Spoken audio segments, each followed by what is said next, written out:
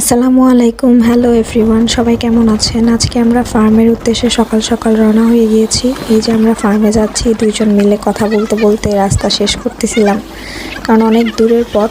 এটা হচ্ছে মুন্সিগঞ্জে। তো এই যে দেখতে দেখতে আমরা ফার্মে চলে আসলাম। এখানে নেমেই আমি ভিউজ নেওয়ার চেষ্টা করতেছিলাম। ফার্মে এসেই আমি আমাদের বাসার পিছনের বাগানে চলে গেলাম। ওখান থেকে আমি আমাদের গাছের মরিচ ছিঁড়ে নিচ্ছিলাম, সিম ছিঁড়ে নিচ্ছিলাম। এগুলো সব আমার শাশুড়ি করেছে। আমার দেখেই লোভ লেগে গেছে, তাই আমি সব ছিঁড়তেছিলাম। এগুলো রান্না হবে আজকে।